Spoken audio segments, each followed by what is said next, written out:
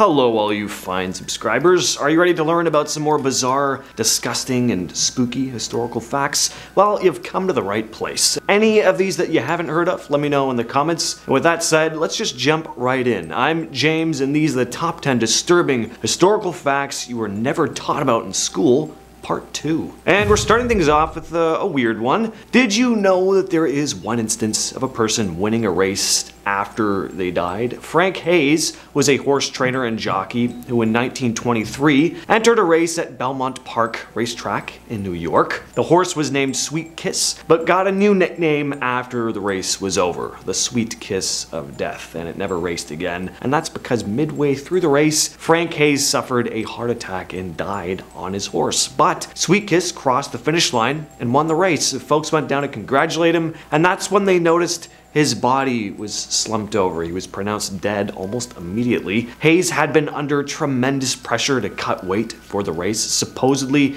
he'd gone from 142 pounds to 130 in a very short span of time. Some articles even say he'd lost the weight in just 24 hours. I don't think that's possible. But regardless, he definitely lost it far faster than he should have. And number 9, we have helium. Apparently, Earth is running out of it. This is a bit of an issue because helium has a big role in various technologies. There's a growing demand for helium. It's used in MRI scanners, semiconductor manufacturing, and scientific research, and we're using it faster than it can be extracted. Helium is actually abundant in the universe, but it escapes Earth's atmosphere due to its lightness and just migrates into space. As a result, our supply here on Earth is finite and non-renewable. Right now, researchers are exploring methods of helium production, like capturing it from the atmosphere, although that process is pretty costly and pretty challenging. I used to get really freaked out by stuff like this, but I don't know. Now I'm just like,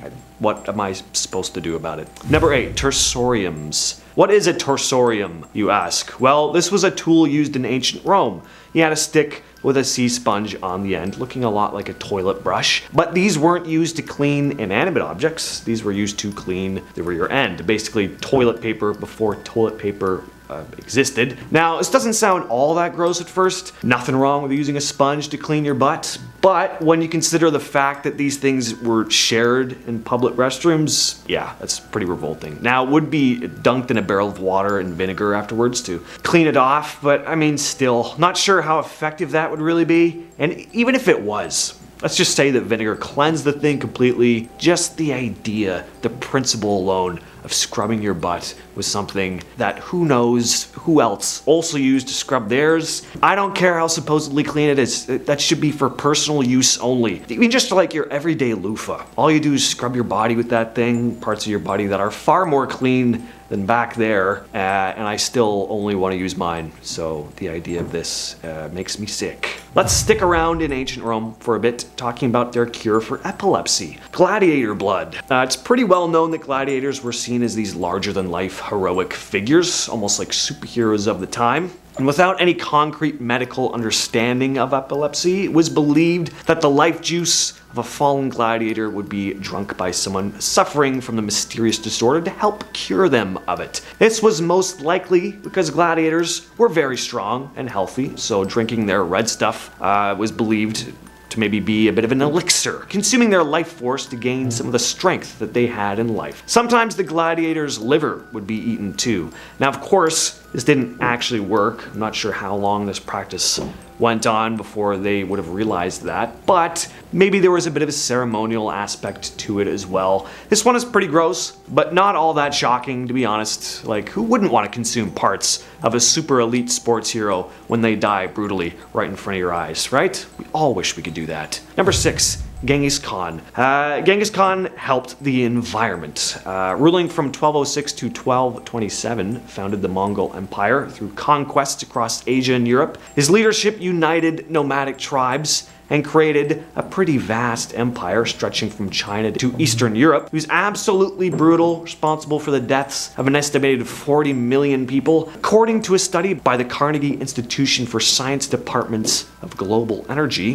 He and his army's destructive massacres were so significant that they may have actually reduced the carbon dioxide levels in the atmosphere. This is because areas used for farmland or land that was once populated by people was allowed to grow back into lush forests, eliminating carbon by 700 million tons from the atmosphere. Now, did Genghis Khan do this intentionally? Of course not, but it just goes to show that even when things look completely dark and messed up, I don't know, sometimes there's a bit of good that can come from it, I guess. And at number 5, we have the Dancing Plague. The Dancing Plague of 1518 is a very bizarre event that occurred in Strasbourg, France. During the summer of that year, a woman known as Frau Trophy began dancing uncontrollably in the streets. She just wouldn't stop, and within days, other people started to join in and eventually formed into this mass of dancers. This event lasted for weeks, with a number of participants growing to several hundred, and the dancers experienced exhaustion, dehydration, and some even died. Doctors were pretty puzzled by the situation, but determined it was caused by overheated blood, and just sanctioned public areas for dancing to relieve the affected individuals. Nowadays, this is known as one of the most notorious cases of mass hysteria in history, an instance of mass psychogenic illness where some kind of psychological trigger leads to physical symptoms in a large group of people at once. But even till this day, no definitive explanation has been reached as to how this started and what was really going on here. The story has always given me the creeps, though. I wonder what I would do in this situation, right? Would I just look at them all dancing and scratch my head and then continue on with my day? Or would I become afflicted and join in?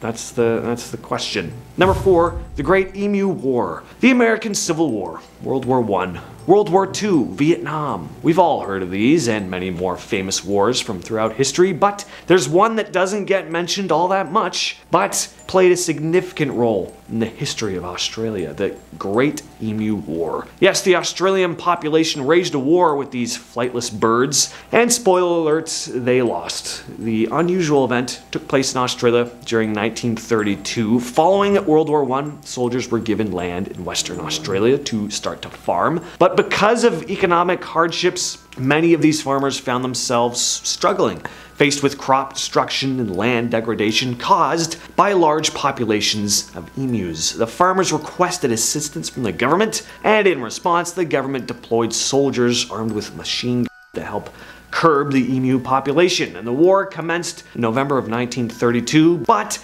proved to be more challenging than anticipated. The emus were quick and agile, and the soldiers found it difficult to get rid of them. After weeks of this intense warfare, the government decided to just withdraw the troops. The emus survived the war relatively unscathed, and the campaign was deemed a complete failure. And at number 3, we have the Green Children of Woolpit. This is a very bizarre tale. I'd never heard of this one before, and it was kind of a fun thing to read up on. The Green Children of Woolpit is a medieval legend that originated in the village of Woolpit, England during the 12th century. The story revolves around these two very odd young siblings, a brother and sister, who appeared in the village and they had green skin. They spoke in an unfamiliar language and wore strange clothing that the villagers weren't familiar with. They refused to eat food offered to them at first, but over time they started to adapt to their new environment, and their skin gradually lost its green hue. They learned English and explained that they had come from a subterranean world where the sun never shined and everyone had green skin. They'd been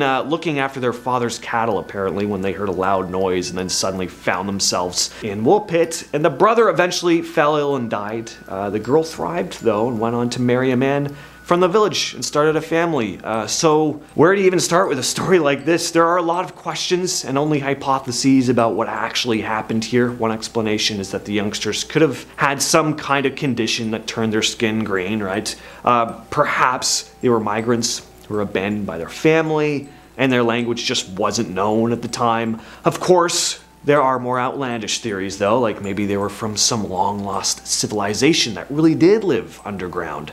Some even speculate that they could have been an alien species from an alternate dimension. I mean, you know, just go nuts. Fun ideas. Obviously, there's nothing to really back that up, so all we know is that it's a very strange story from a very long time ago. And at number 2, we have a type of fish with human-looking teeth. So take a look at this. Yeah, that's real. Someone didn't just put a set of dentures into a regular fish's mouth as a joke. This is a sheep shed fish. It uses those teeth to chomp down on the shells of the creatures it eats, like mussels and barnacles and oysters. It's definitely unsettling to look at. Reminds me of that picture that's floated around online for ages with the teddy bear with the human teeth, or the smiling dog that looks like it has human teeth. It's just uncomfortable to look at. Don't like it. Finally, at our number 1 spot, we have the zombie ant fungus. Now, this is all gonna sound like something from a 1950s sci-fi monster movie, but it is very much real. There is a fungus called Ophiocordyceps unilateralis that is known to invade the bodies of ants, basically turning them into mindless zombies. When infected with a spore, the ant will start to behave strangely. Eventually, they'll be compelled to leave their nest and climb onto a plant stem. And then they'll ascend to the perfect height where there's the right humidity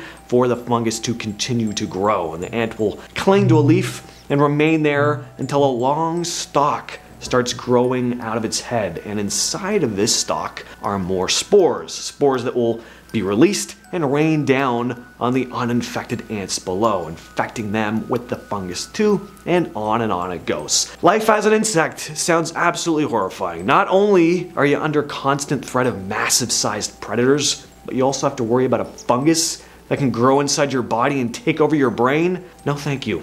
Anyway, with all that said, I've been your host James, and I'll catch you, yes you specifically, in the next video.